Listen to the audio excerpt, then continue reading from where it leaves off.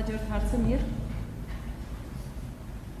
Պարոն Փաշինյան, հունիսի 13-ին Facebook-յան գրառմամբ դուք աշխարհի 200 լավագույն բուհերի ուսանողներին հրավիրեցիք Հայաստանի պետական կառավարման համակարգում աշխատանքի։ Ինձ հետաքրքիր է այս պահին կա արձագանքողներ եւ քանի որ այնտեղ մանրամասնած չէր, ովքեր են այդ հրավերքի շահառուները, Հայաստանի քաղաքացիներ են, թե ազգությամբ հայեր կամ գուցե այլ ազգի մարդիկ է կարող են լինել եւ որտեղ եք նրանց տեսնում, top management-ում թե միջին օղակում, ինչպիսի մոտիվացիոն համակարգ ենք նրանց առաջարկելու, միգուցե հարկերից ենք ազատելու եւ հարցի այլ ասպեկտը, այս առաջարկով դուք չեք գտնում, որ մենք կարող ենք նսեմացնել մեր տեղի հայկական բուհերի դերն ու նշանակությունը, ինչպես նաեւ այն շրջանավարտների, հազարավոր տղաների, աղջիկների դերը երկրի ներդրման գործում, ասենք նրանք զինվոր են դառնալու, նրանք հպարտ հարկատու են ու հիմա մենք ոնց որ նախապատվությունը տալիս ենք աշխարհի 200 լավագույն բուհերի ուսանողներին։ Շնորհակալություն։ Նախ այդ հայտարարությունը տրվել է հայերենով, ենթադրելով, որ Հայաստանի հայերի եւ Հայաստանի քաղաքացիների համար է, բայց պիտի ասեմ 800-ից ավել դիմում է ներկայացվել, հայտ է ներկայացվել, հիմնականում հայեր եւ Հայաստանի քաղաքացիներ են, բայց կան նաեւ օտարերկրացիներ եւ մենք հիմա քննարկում ենք, ինչպես ասել եմ, որ որոշակի պրոցեսների արդյունքում գնահատականի արժանացած մարդկանց մեկ տարվա ընթացքում Հայաստանում աշխատանք կառաջարկվի, ինչ վերաբերվում է նսեմացնելու, որևէ մեկին նսեմացնելու միտում չկա, որովհետեւ Հայաստանի Հանրապետության պետական կառավարման համակարգում տասնյակ հազարավոր մարդիկ են աշխատում ամենատարբեր օղակներում եւ չեմ կարծում թե 100 նոր մարդու ներգրավումը պիտի նսեմացնի որևէ մեկին, ինչի պետք է նսեմացնի, ել չեմ ասում, որ մեր բուհերին հարգելի ոչ մեկ չի խանգարում,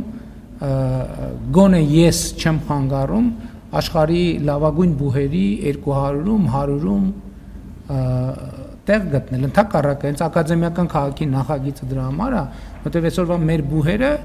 այդ ռեյտինգներում շատ ժամանակ տեղ չեն գտնում ֆիզիկական ենթակառուցվածքները միջազգային ստանդարտներին չհամապատասխանելու պատճառով։ Այսինքն այսպիսի հարցեր կան եւ մենք ակադեմիական քաղաքի նախագիծը հենց դրա համար ենք անում, որ մեր բուհերի համար զարգացման հեռանկարներ բացենք, ել չեմ ասում, որ միջազգային բուհերի համար կան կոնկրետ ծրագրեր։ Այսինքն Հայաստանում շատ բուհ չկա, որ օրինակ անգլերենով կամ այլ տարածված օտար լեզվով բան ունի, ծրագիր ունի։ Եվ սա պրոբլեմ է։ Եվ այդ պրոբլեմը մենք պետք է լուծենք։ Իսկ առաջիկայում ես կարծում եմ արդեն իսկ կան մարդիկ, որոնց ես պատրաստվում եմ առաջիկայում հանդիպել եւ նրանց այդ թվում կքննարկենք, չեմ բացառում նույնիսկ բարձրաստիճան բարձր պաշտոններում նշանակելու հնարավորությունը։ Վերջին հարցը, շնորհակալություն։ Մոտիվացիոն համակարգի մասին ես ասել եմ, նախորդ այն, որ կատարողականի գնահատման հիման վրա վարձատրության համակարգ ենք մեր ներդրել, դրա թաքնված նպատակներից մեկը նա էր, որ ի վերջո Հայաստանի պետական կառավարման համակարգում բարձր որակավորման մասնագետների աշխատանքի համար լինեն ավելի գրավիչ պայմաններ, որպեսզի այսօր են բարձր որակավորում ունեցող շատ մասնագետներ պետական կառավարման համակարգում աշխատում, բայց դա մի տեսակ նրանց համար զոհողություն է դառնում, որտեղ մարդը կարող օրինակ ստանա 2, 3, 4 միլիոն դրամ աշխատավարձ, գալիս է միլիոն դրամ աշխատավարձով շատերը ուզում են, բայց չեն կարող աշխատել, որովհետև վարկային պարտավորություններ ունեն եւ այլն եւ այդպես շարունակ։ Իսկ այդ մարդկանց աշխատանքից ով է շահելու Հայաստանի քաղաքացին, որը բազմաթիվ բողոքներ ունի, այդ թվում պետական կառավարման համակարգի աշխատանքի որակից։ Եվ մեր փորձը ցույց է տվել, որ երբ որ մենք ներդրում ենք անում այդպիսի, քաղաքացին ունենում է արդյունքներ։ Եվ այդ արդյունքները այսօր արդեն կոնկրետ են։ Եթե կատարողականի գնահատման հիման վրա վարձատրության համակարգը չներդրվեր,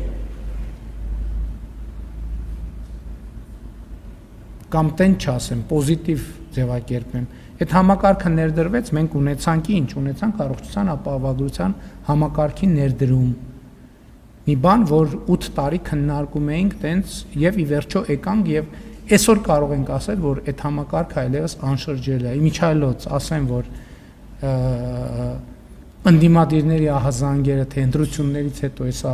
առողջության ապահովագրության համակարգը չեղարկում են, եւս մեկ անգամ ուզում եմ վերահաստատեմ, որ դա անհեթեթություն է, ոչ միայն չի չեղարկվելու, այլև ընդհակառակ ավելի է ընդլայնվելու եւ ավելի արդյունավետ է դառնալու։ Ունեցան կանխատեսվածից ավել տնտեսական աճ եւ այլն եւ կանխատեսվածից ավելի բարձր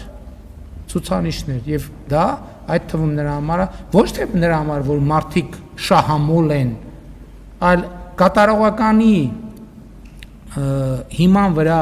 վարձատրության համակարգի առանցքային պատճառը հետեւյալն է՝ ունենալ իր աշխատանքի վրա գերկենտրոնացած պաշտոնյա, գերկենտրոնացած, որ այդ թվում կենցաղային այն մանր-մունր հոգսերը անընդհատ պաշտոնյային չզրկեն, չշեղեն իր աշխատանքից, գերկենտրոնացած պաշտոնյա, որը զբաղված է իր աշխատանքում եւ կենտրոնացած է իր աշխատանքի վրա։ Դրա արդյունքները մեր ժողովուրդը այսօր արդեն տեսնում է։ Եվ ես մի քանի օրինակ թվարկեցի, եթե պետք կլինի այլ առիթներով կշարունակեմ։